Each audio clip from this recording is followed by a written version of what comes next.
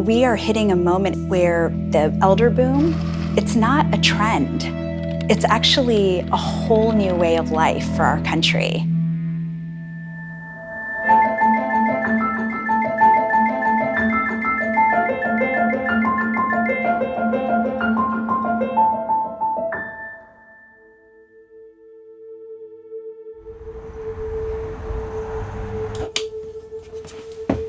Robert Fulton is 64 years old. Come on, water, warm up.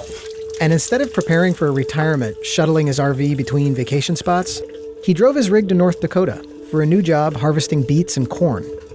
This job isn't just sitting in the truck. It can be very physical at times, and you just keep up the best way you can.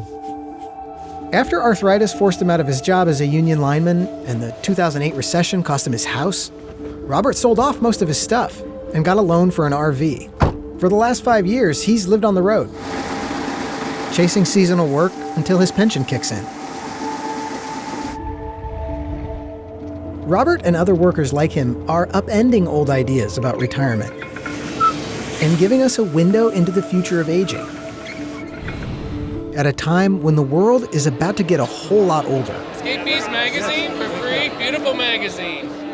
Lifespans are increasing, birth rates are going down, and by 2050, the global population of people older than 65 will more than double. There's a whole bunch of these guys, and we've maybe tapped a new market. Already, millions of people are crossing into a period that used to be retirement, but they're not retiring. They're working longer, in many cases because they want to, but in many cases because they have to. Which means that reaching your 60s in the 21st century may look vastly different from this. When I retired, my first project was to do absolutely nothing.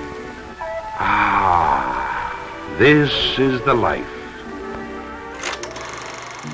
Although it was never a reality for all workers, the mid-20th century American model of a generous retirement underwritten by government and corporate pensions is becoming a vestige of the past.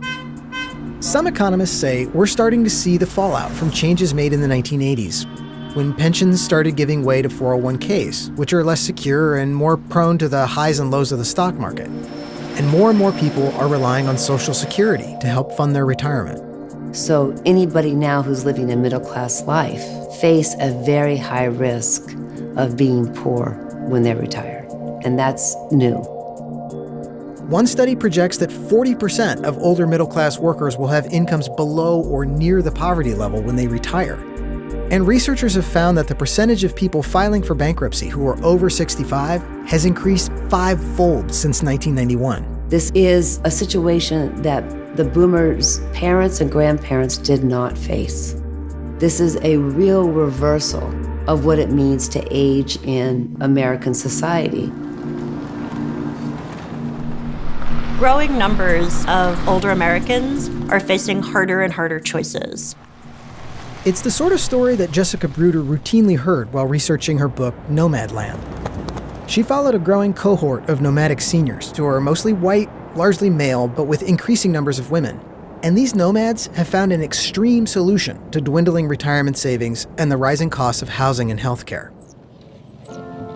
I met people who had lost their small businesses, people who had lost their homes, people who had lost all their savings in the 2008 collapse, people who were never able to put enough away because they were stuck on a low-wage treadmill.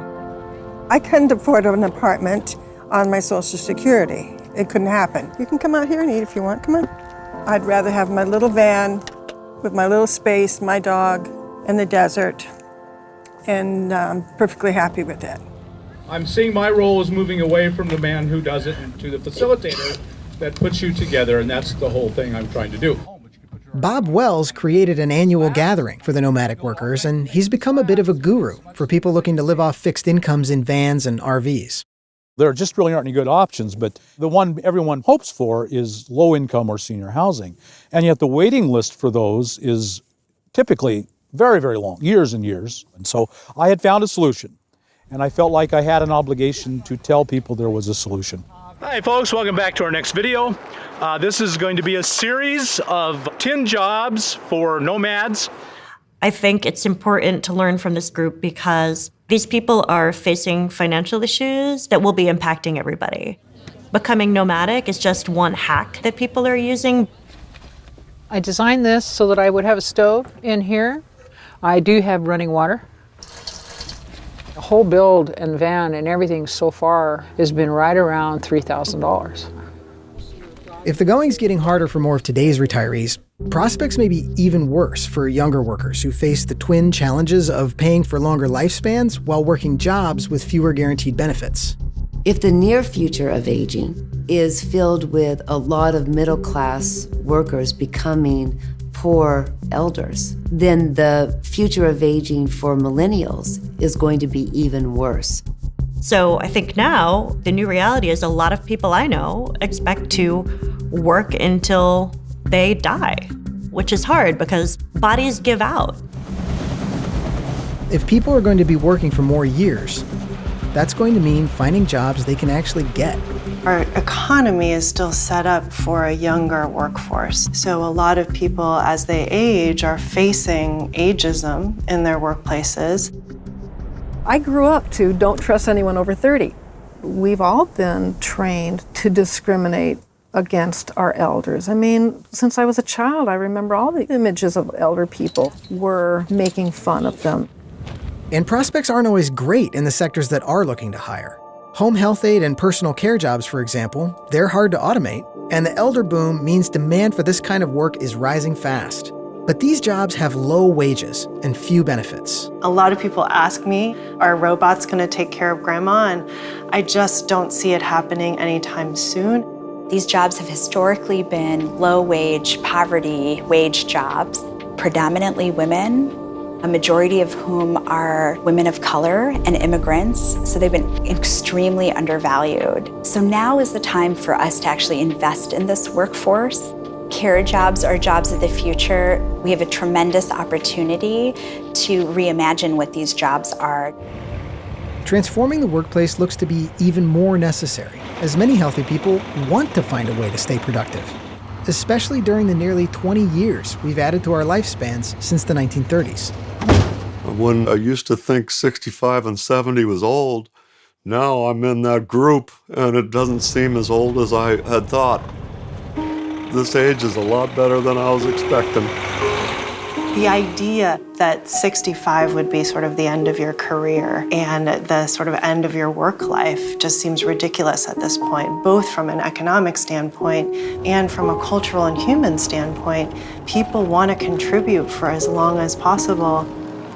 And some students of this change believe redefining what it means to be in your 60s could mean the invention of an entirely new stage of life. Adolescence was a creation of the beginning of the last century when we had a proliferation of young people who weren't children, they weren't adults. And so we created a new stage of life. It took 50 years till the word teenager even caught on. And I think the same thing is happening today in that period that used to be occupied by retirement. It doesn't have a name, but in fact, it's a new part of the life cycle.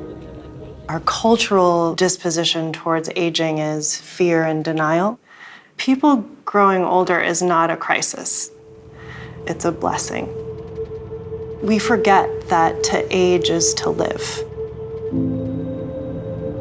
With studies predicting that babies born this century will increasingly live for 100 years, significant hurdles will need to be overcome. And it's not only jobs that will need to be rethought. This is a permanent reality. So it means that we have to redesign our housing, our infrastructure, our economy to actually support people to live an average of 20 years longer than when most of our systems were put into place. Will we end up being able to make the adjustments that will turn the aging society into the aging opportunity? And right now, I think that the answer to that question is an open one.